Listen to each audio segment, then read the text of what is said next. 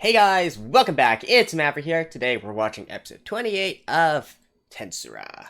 So, last episode it was basically, just Rimuru and friends fooling around, right? That's basically what the whole episode was. Of course, we were introduced to a seemingly important character, Mulan, who I presume is going to be one of the main antagonists of the season, at least temporarily, right? We do know that she's working with Clayman and whatnot, although I do feel like with her entire archetype and the fact that it seems that she's being blackmailed or something like that, she seems completely ripe for turning eventually and joining Rimuru's side instead.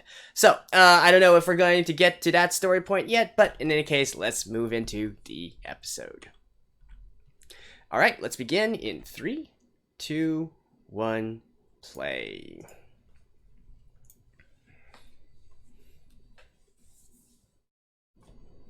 Oh, really? Back to school life? Alright. Oh, final exams.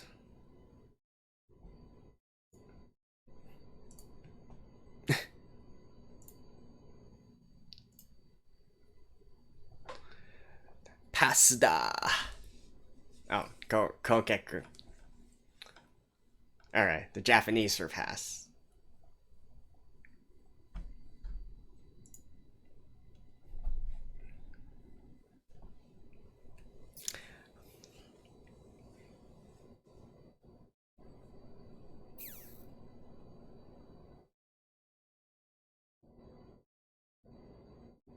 Hey. Damn, I haven't got to Tensei yet.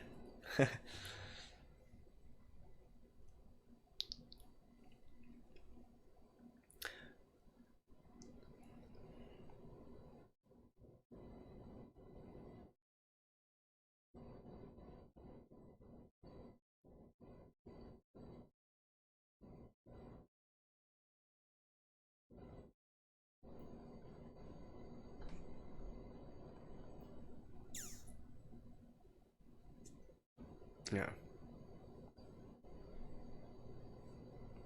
Parasite? Okay.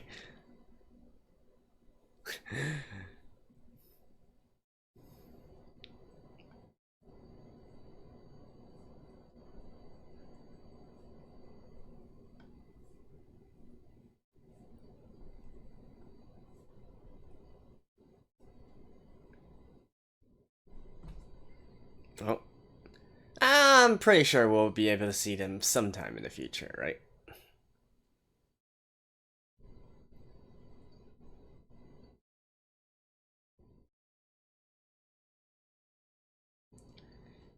Mulan.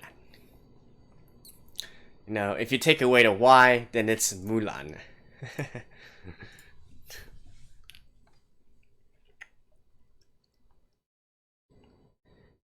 Now, obviously, they write it in katakana, so I don't know if they're supposed to be like, a corresponding kanji for that.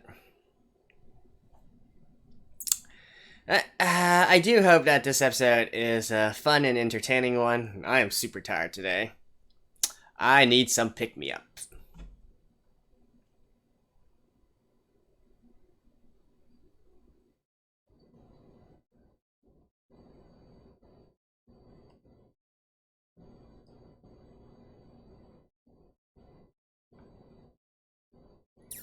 Something that I think I've said this since season 1, right? Tensura, for some reason, it just seems so much like a child's cartoon to me, right? I mean, it is a shonen, I know, but like compared to a lot of other like fantasy series and whatnot, it's just so lighthearted and wholesome, I guess you could say. But then, even so, they have plenty of fan service within the anime and so on and so forth. But looking at the opening, like the character designs and whatnot. Oh, Falmouth. Hey, we talked about this, right? About how some of the human nations are probably going to be wary about the Tempest Federation.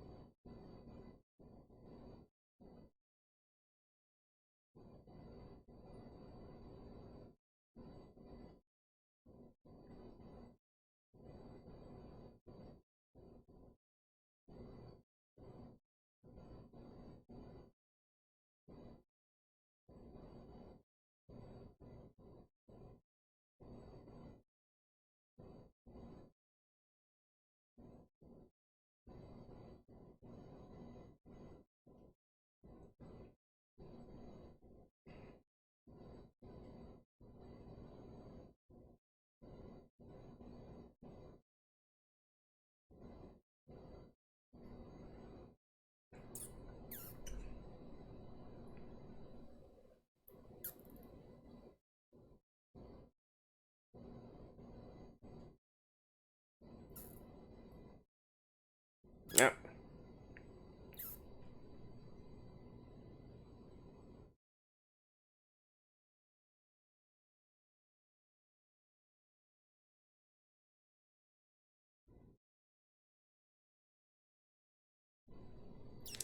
A thriving city.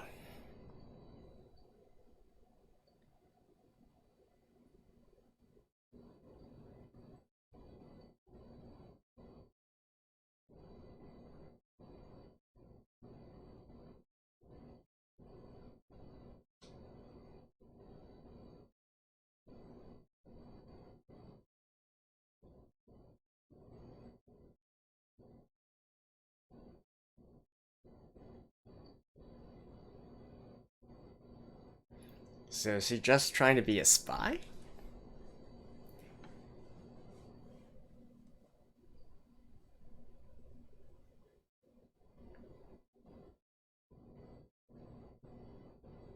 Yeah. Right.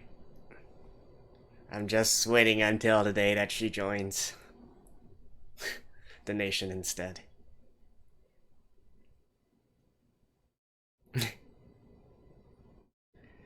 Since Yom is here, I guess he should receive some training today.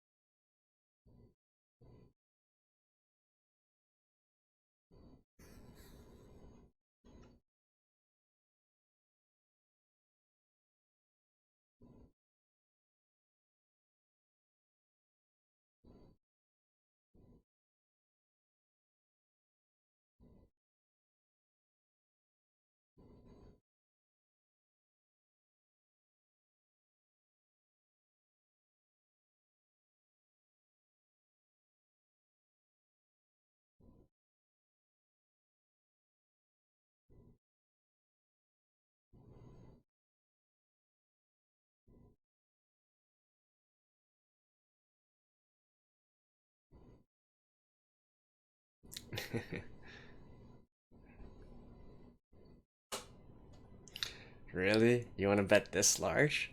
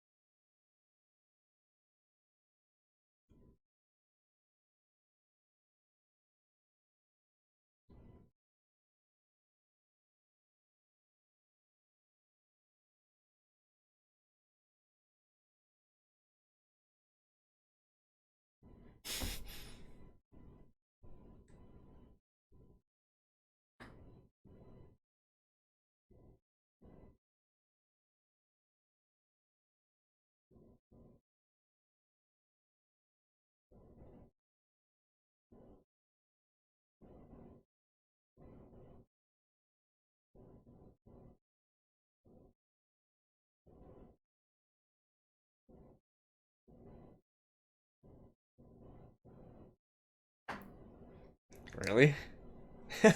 Just like that?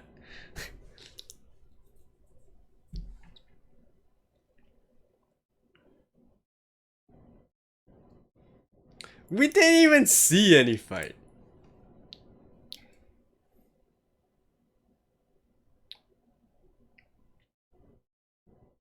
Oh yeah, these are both his disciples.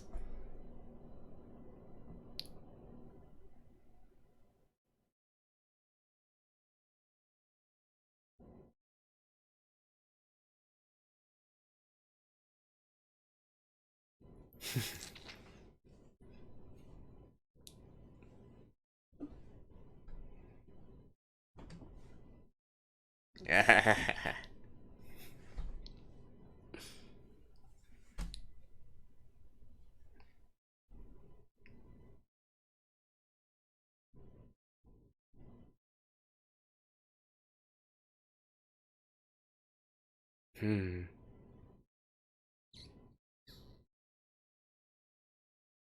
It's not gonna work.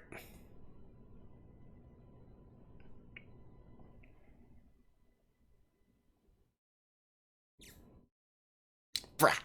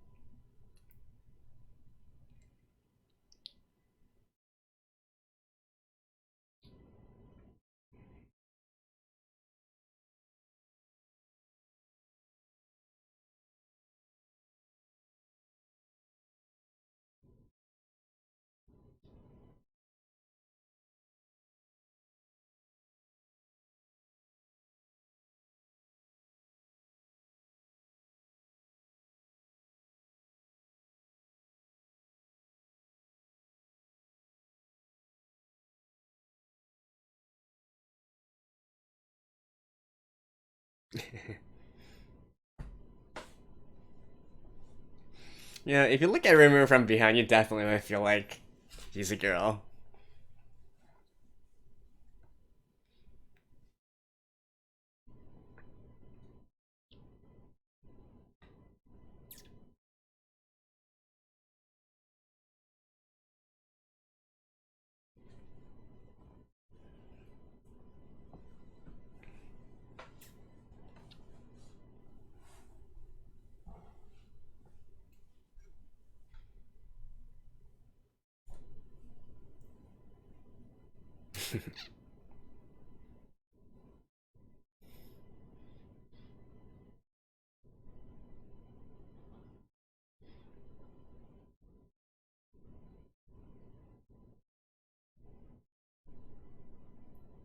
Oh, they can hear?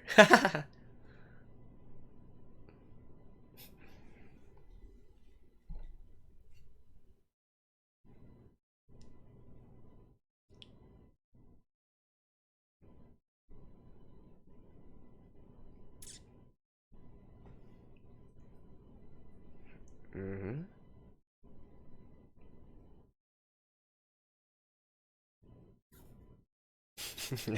Yeah, it is Parasite.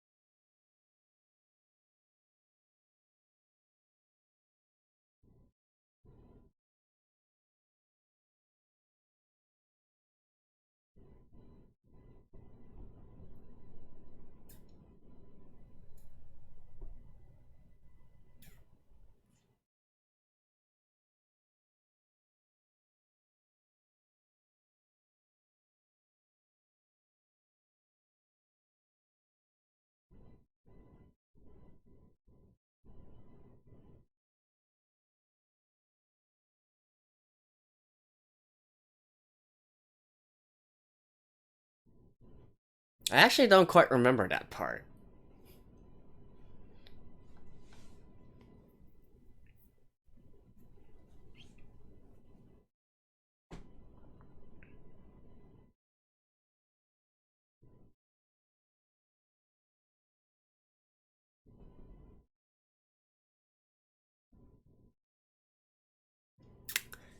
Yep.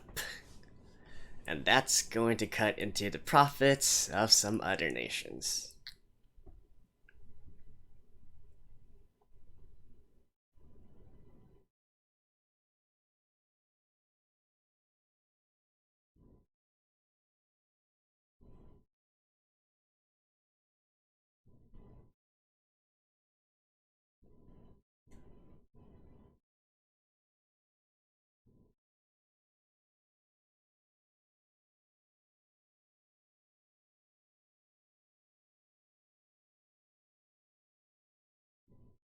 Oh, is that this here?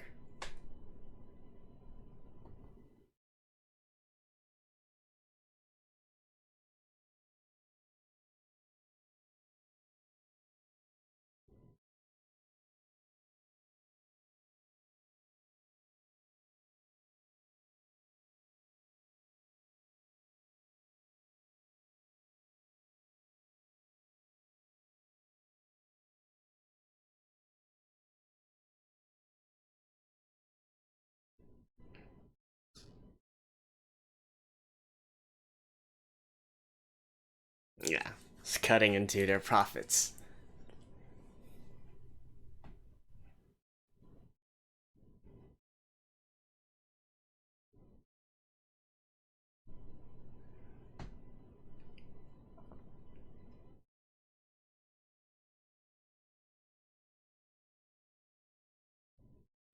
So, kick them while they're down.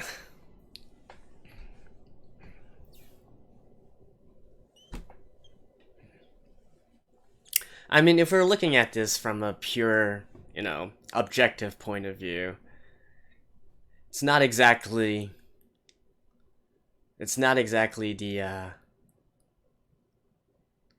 wrong decision here. I mean, obviously it depends. We need to know a little bit more about the actual politics of this land, right? I'm just saying, putting aside that Rimuru is the main character and we're supposed to stand on his side. I feel like from a,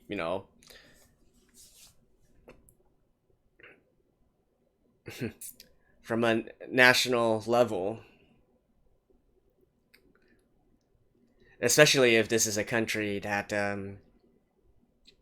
doesn't exactly pursue methods of peace.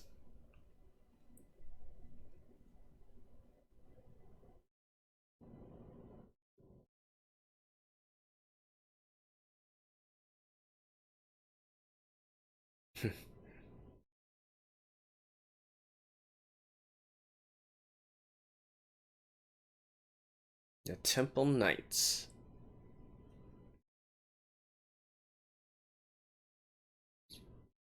Ah, don't tell me that that girl is one of the Temple Knights.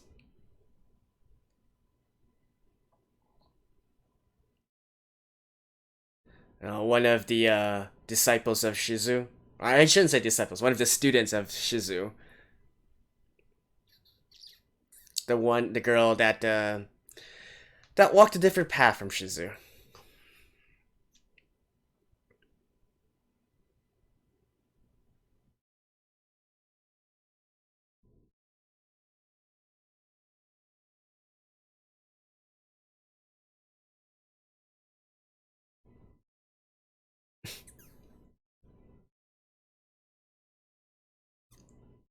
Like I said, this seems so much like a cartoon instead.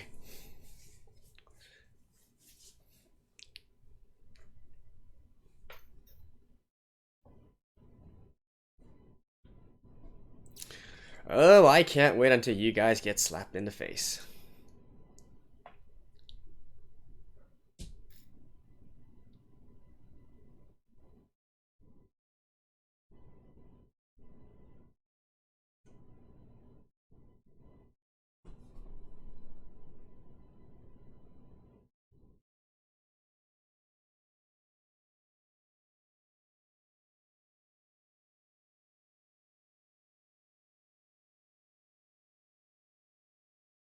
In our world.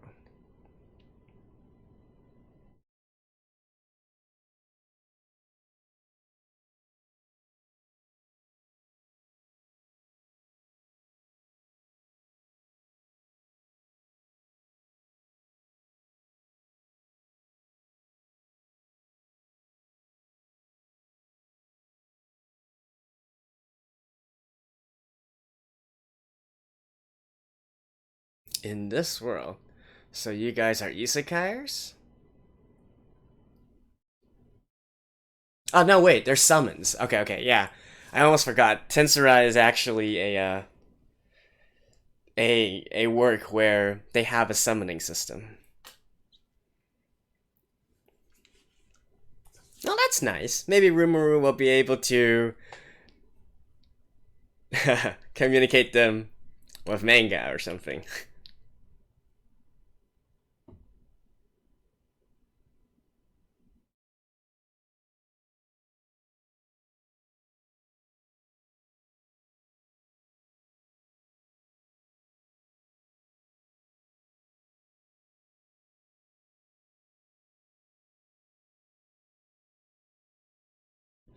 Are you guys all from Japan?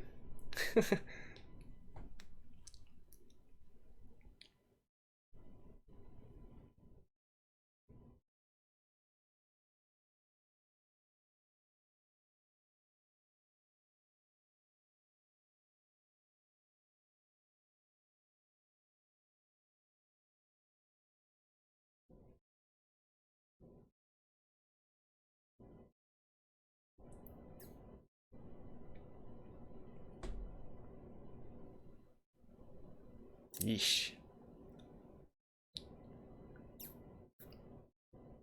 Alright.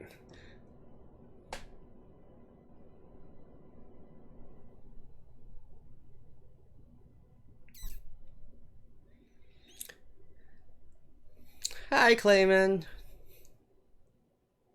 Hi, Millen.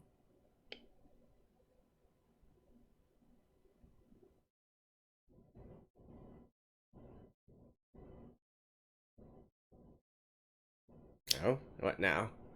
Don't tell me that Clayman managed to convince Willem of something.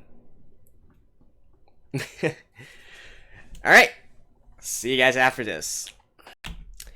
Okay, so this episode seems to be more of an in-between episode as well, but we do get to see a lot of the supposed threats here, right? And in fact, even though the whole episode was still quite lighthearted and all that, I feel like the situation is indeed getting quite dire, because up to this point, I don't think Rimuru has really been tested in this sort of way, right? Like, sure, he's faced some pretty strong enemies and whatnot, but those were all, in the open, and so on and so forth. Here, though, I can already count 4 different threat vectors that he needs to take care of that he, at this point, does not know anything about, right? So, which 4 are those? Number 1, obviously, we have Mulan, who was sent to the Tempest Nation on behalf of Clayman.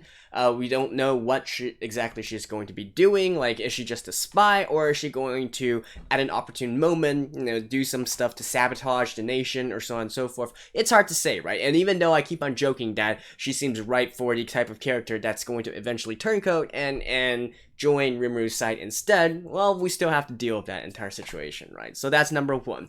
Number 2 threat, obviously, is the human nation, Falmouth and whatnot.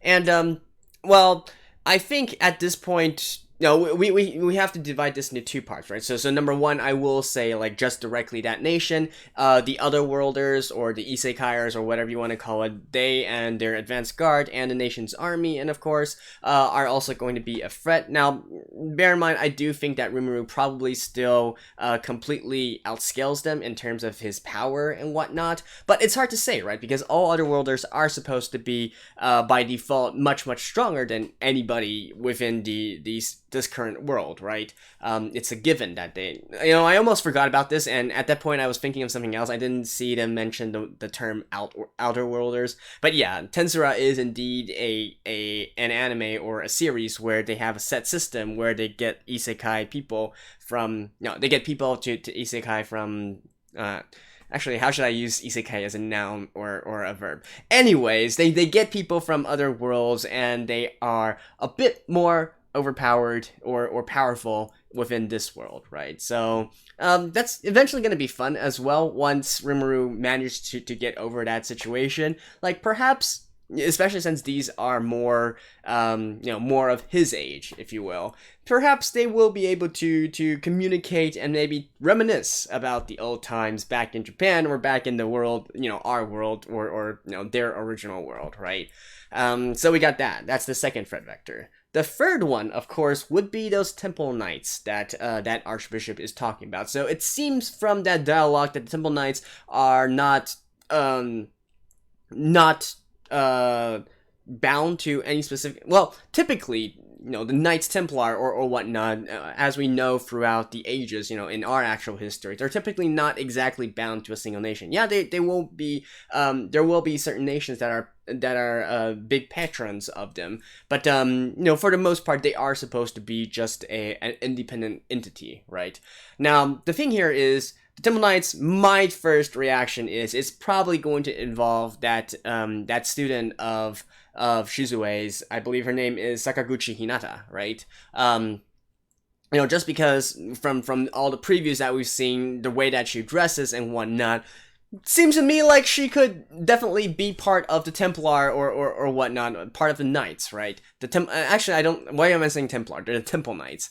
So I don't know. That's just a guess from me, but I do have this strong suspicion that she is probably part of those Temple Knights and is eventually going to cross path with Rimuru as well. So that's the third. Or if it's not her, then at the very least we do have this sort of entity called the Temple Knights that are supposedly a big deal, right? So that's the third threat vector. And then finally, at the very end there, we saw Milim with Clayman, right? And with the way that the anime is foreshadowing things, with concentrating on Milim's eyes, which are filled with rage or whatnot, or and so on and so forth, I do have to wonder if Clayman managed to manipulate her somehow, and now Milim is instead going to once again try to do battle or combat against either Rimuru or, some other kind of situation where Milim is being set up that she's going to do some things that's going to cause consequences to Rimuru instead, right? So in any case, whether it's her directly or indirectly, that's still a fourth threat vector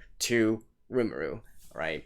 So, and not to mention, all of this is happening without him knowing, right? So I do, the narration keeps on saying that this is the biggest crisis that the Tempest Nation has ever faced and Rimuru has ever faced, and I'd be inclined to agree, right? I don't think we've ever faced something quite like this before, even throughout the entirety of the first season, even throughout all the various arcs and whatnot. So it'll be fun to see how exactly he handles this situation and how he turns up on top at the very end.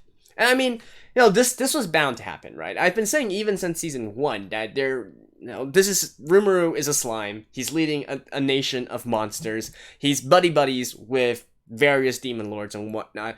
Humans are going to take notice of this, and they're not going to be happy about it, right? I mean, why would they be? Even just from a very simple standpoint, they're still monsters. I know that we're following Rimuru, who is a slime, and so on and so forth, but come on, if you heard that a nation of monsters is growing stronger and stronger, building a huge army and having very advanced technology and whatnot, just it doesn't take much to fan the flames of fear amongst people, right? And eventually do something about it. So this was definitely a conflict that was brewing for a long time already, but and I'm not surprised that this is happening. It's just that, it seems that these fans of envy or hatred or so on and so forth, or fear, probably are also being flamed by Clayman as well, doing some things behind the scenes. Or hey, maybe they did not collaborate at all and it's just a case of bad timing and they are both trying to do something to Rimuru and the Tempest Nation at the same time. But yeah, in any case, those are my thoughts right now for what's going to happen. As I said, even though the episode itself was quite lighthearted and all that, and I was spending half of the episode talking about how I feel, Tensura always gives me this more cartoony kind of feel where it definitely feels much more like a cartoon you watch, while you were a kid, that kind of thing, or even Do you guys see what I mean? Like, for instance, Pokemon or Dragon Ball, those kinds of anime, those kinds of works are not quite the same as what we consider normal shonen anime, right? Or normal shonen manga, or so on and so forth. Tensura, I know it's actually, if you think about it, there are many themes that aren't exactly suitable for small children and whatnot, but I don't know, the whole feeling that it gives to me, and the way that they structure the enemies and so on and so forth, definitely still reminds me a lot of that. But with all that being said, we got in some serious trouble right now. At least Rimuru is. So, in any case, I do think that's it for this episode. I will be trying to go through the OAD/OVAs. Unfortunately, I did not have enough time today, so do stay tuned for that as well. I'll try to sprinkle them throughout and maybe finish them before this particular season ends, right? So do look forward to that, and I will see you guys next time. Bye-bye.